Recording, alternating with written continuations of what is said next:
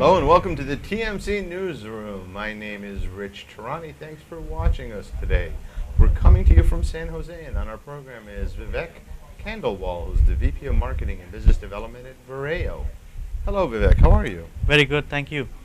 So I thought since this is my first time interviewing on video, you could give us an overview of your company.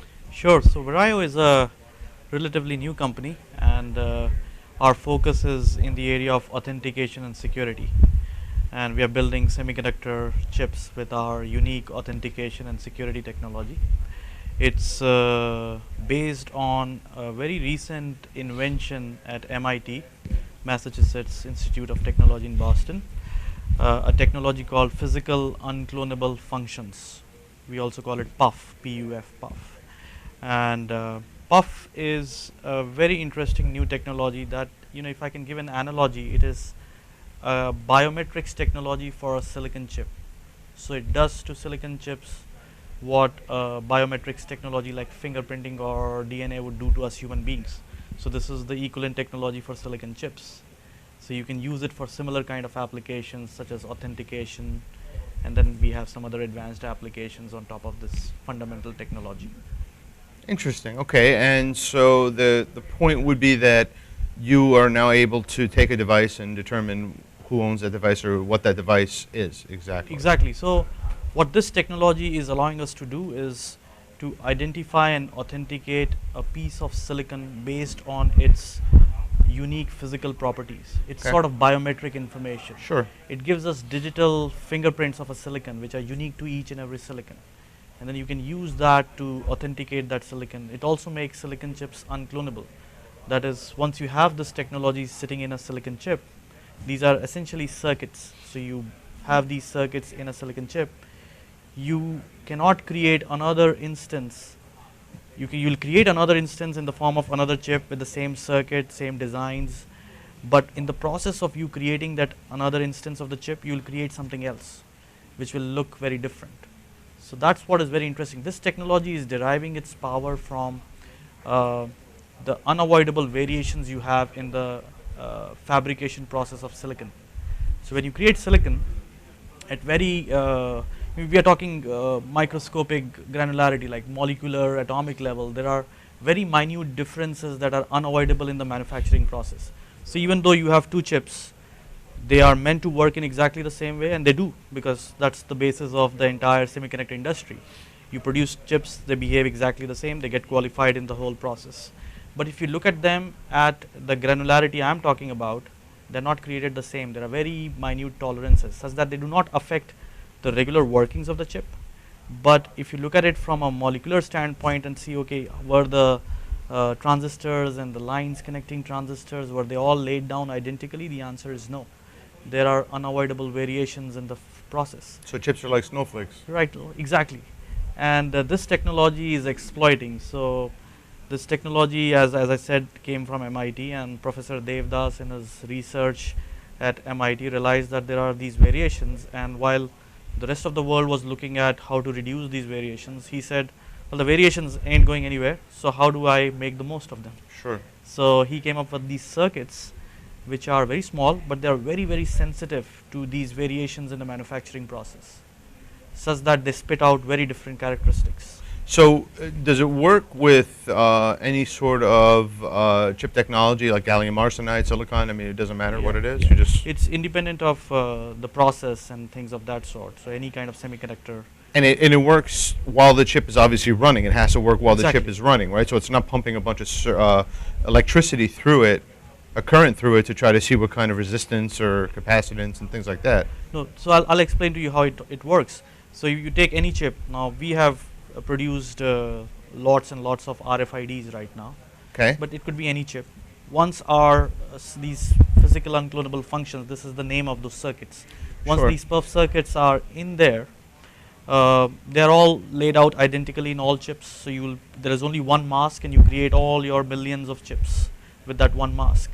Now, what happens is when you talk to this circuit, each chip will give some unique characteristics. The way it happens is actually very simple from an interface standpoint. While I talked about all these variations in the manufacturing process, they affect the circuit, but the circuit is not storing anything. All right.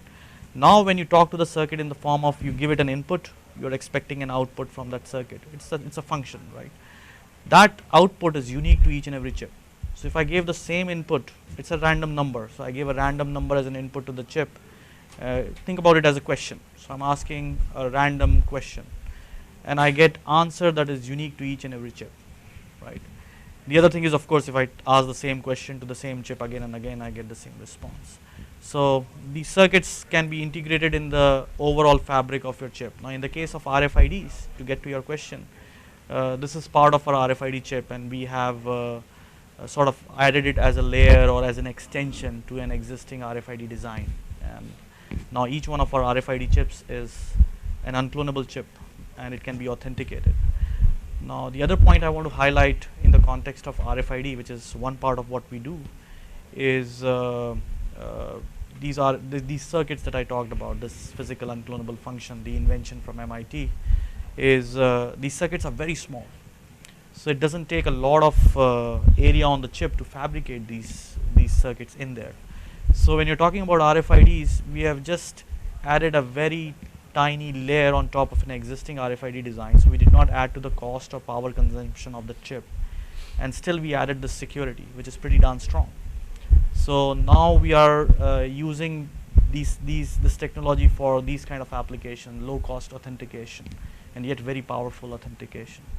Now, is the competitive set the ability for a chip maker to just put a unique number on each one of these, a unique ID, but that would be clonable? Right. I mean, if I have a number, for instance, in an RFID, if there's a number, RFID is what? It's just a device that is storing a number or some information which it emits, a vanilla RFID, right? Sure.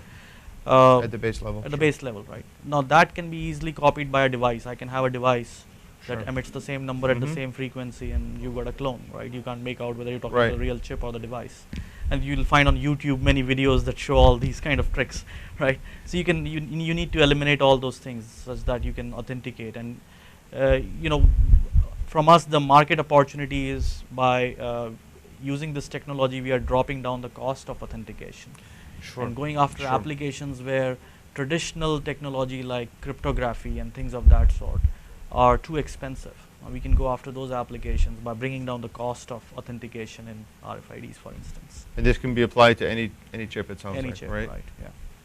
So we have in the market today a few RFID chips, and we are in various evaluation trials. This is a relatively new technology. We launched one of the main chips in March. And we are going after anti-counterfeiting of things like pharmaceutical drugs in places like Africa.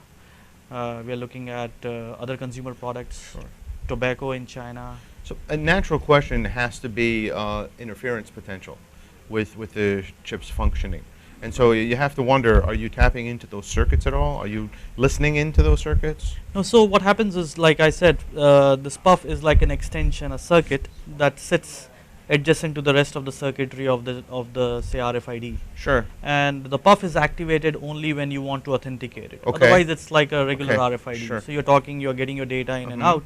Now you say, okay, I want to authenticate this thing. So then you say, okay, hey, puff trigger and tell me your responses, and I'm going to do an authentication. Are you able to tell me if it's an electrical signal that it passes or a capacitance measurement? It's an electrical signal that passes through a circuit, and it generates a number. But while it's working, right? So while it's working, so maybe you're just adding something on to a wave onto the circuit without it interfering, and then you just read the measurement back, almost like a Doppler, I guess, would be. Right. So we are essentially putting a circuit that has its own. It takes an input and it gives you an output. Like a radar, almost, I think, right? You shoot out a signal and you listen for a response to determine. You get a response. Yeah. Okay. So what in the context of RFID, we are using the RF as a communication mechanism to take that input and give us the output.